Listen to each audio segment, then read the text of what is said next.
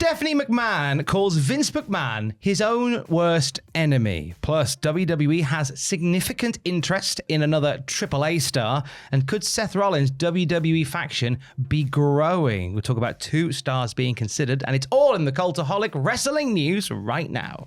Stephanie McMahon's got a new podcast out. It's called What's Your Story? Not Morning Glory. She had a chat with Nick Khan on the latest episode.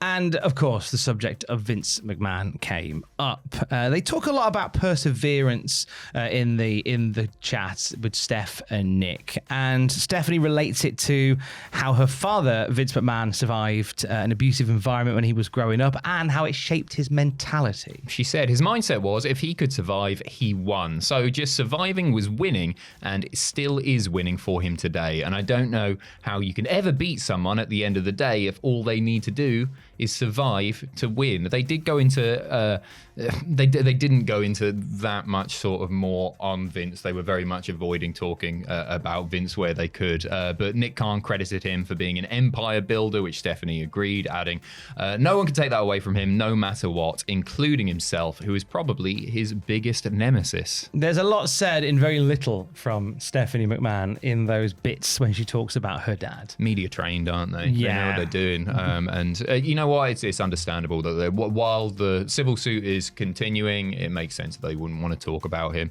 But it was that quote at the end there, basically insinuating that he's his own worst enemy. Yeah, there's stuff that you read about in the civil suit which kind of leans into that, and that whole thing about how for Vince McMahon surviving is winning. I think about 2022, and as all these allegations were coming out, he just turned up on SmackDown. Yeah, he just walked out and he was like, "Welcome to SmackDown," threw the mic down and left. Yeah. That's him going, "Still here, I've won."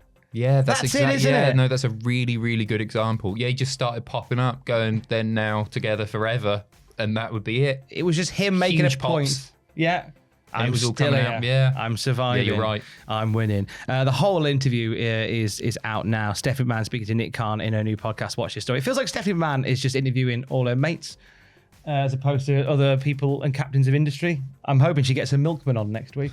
Yeah, it's meant to be like people away from wrestling as well, isn't it? Isn't she going to do like Joe Rogan? I heard talked about. Yeah, I may be mistaken. I may have missed some episodes, but I feel like it's all been like, here's Pat McAfee. Here's easy day's work. Here's the cleaner. Her name is Alice. Speaking of stars in WWE, Mr. Iguana, of course, from Alice, the cleaner. Of course, she's the big star. Mr. Iguana had some runaway success after he appeared at Worlds Collide, tongue licking, legs kicking, and it's led to WWE casting eyes on other AAA talent. Yeah, WrestleVotes Radio saying, we are told WWE has a significant interest in making yet another AAA star a prominent part of their main roster, that being Psycho Clown. Psycho Clown, third-generation wrestler. He's been working under the gimmick with AAA since all the way back in 2007. He did appear briefly in TNA as well back in 2019. And WWE is said to be intrigued by his character and the marketing abilities that are attached to it. It's not a surprise because they could shift those masks like nobody's business. I do wonder, had Mr. Iguana not been on that Worlds Collide show, whether a lot of that attention would have been on someone like Psycho Clown.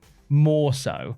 Psycho Clown's cool and everything. I really like Psycho Clown. Like, I like watching him wrestle and everything. But can he kick a puppet iguana and make it land on his shoulder? That was the moment. Andrew told me about that. I hadn't even seen it. We were on the live stream and Andrew started talking about that. And I sort of tried to picture it in my mind. And I was like, oh, that sounds kind of cool. And then I saw the GIF afterwards. And it was just... It's pathetic, isn't it? But it's cool. No, because I'm meant to be like... But it's cool. It's so good. Aura.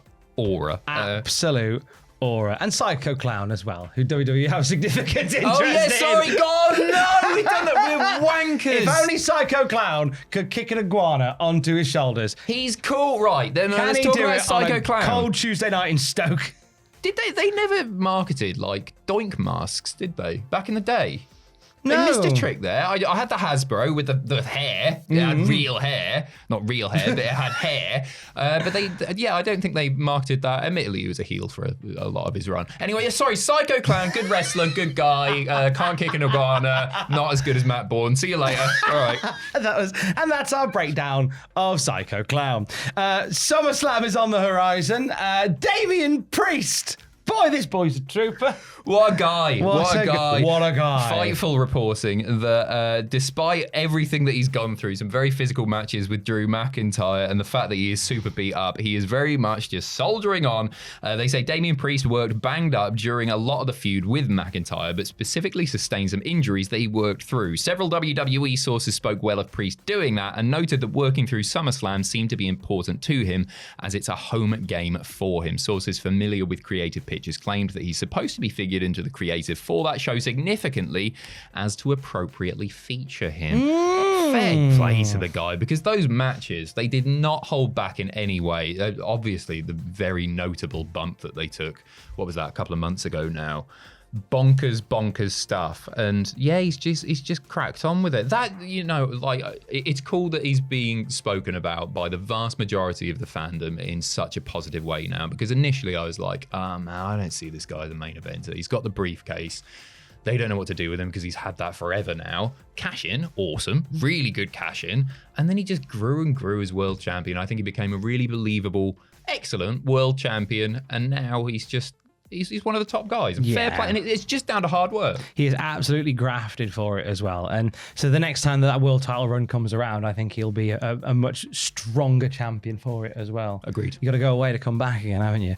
Speaking of not just a performer growing, but a faction growing now. Seth Rollins aligned with Paul Heyman at WrestleMania 41. They brought Bron Breakker into their little sleepover party soon afterwards as well, and added Bronson Reed at Saturday night's main event. This bad boy's getting bigger at her by the looks of things. Bodyslam.net saying sources indicate that WWE have had discussions recently regarding adding more potential members to the group down the line. Two names that were internally pitched to potentially join the group are Ethan Page and Ricky Saints. Good shout. I think they're both good shout. I want to see both of them in there for sure. Like, I think one advantage of getting Ethan Page and Ricky Saints in there, or one or the other, is that it gives the group, I'm going to phrase this carefully, it gives the group a loser. It gives the group somebody that can lose the matches and show a little bit of weakness at times, and they'll get their heat back. That's no problem there. And it allows Bronson and it allows Bron Breakker to fully dominate. You can't have everybody winning all the time, can you? And I think essentially a fall guy as a role isn't the worst idea in the world. Well, JD McDonough was that really for the Judgment Day, and there's been factions over the years which have always had that fall guy in them, or set of fall guys that take the pinfalls. I think the Corporation had the Mean Street Posse. Yep. It chucked them bad boys in there. The Ministry had Midian and Viscera to an extent. NWO Virgil. NWO had Virgil. Vincent. And loads of others. Yeah, and the other 97 people that weren't Hulk Hogan, Kevin Nash, or Scott Hall. So every good faction needs these people that can eat a couple of pins, but you could still potentially build something round down the line. I think out of Ethan Page and Ricky Saints, I think Ethan Page is probably the one that would best play that fall guy. He's a guy that can take some of those losses, but he only can enhance and develop his character. Yeah. And I could see him as somebody that might, but then Ricky Saints I could see as somebody as well that eventually, being part of this faction, would stand up to someone like Seth Rollins.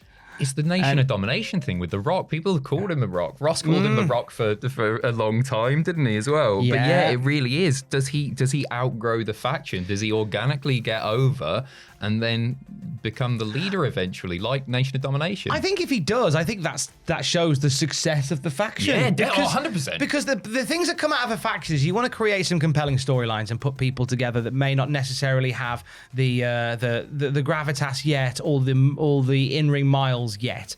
And it's also somewhere where you can incubate a future talent, build them around some big names, and then let them loose onto the world. Some of the biggest names in wrestling have come from factions. Not all of them, but some of them certainly have. Triple H was a product of Degeneration X. You had The Rock, as you said, that was a part of the Nation of Domination. You had Al Snow, that was part of the Job Squad. You had a great selection of people that were born from other places. You had Batista and Randy Orton that were born out of Evolution. Yep. Obviously, Batista was never going to be like the fall guy in there. I think Randy Orton, to an extent, might have been a little bit. I haven't got his win-loss record in front of me from 03, 04, but quite possibly he might have been as well. Yeah. So when you have a faction that incubates somebody that brings them up, that's a sign of a great faction and some great storytelling. That's it, isn't it? Seth doesn't need the rub in any way. Multi-time world champion, done it all. The people that need the rub, Braun, and then either one or both of these two. Exactly. Agreed. Any of them can rub one out. For the very latest wrestling news at any time, you can check out cultaholic.com. Stay safe. Love you. Bye. It's a wank joke. That was too much, wasn't it?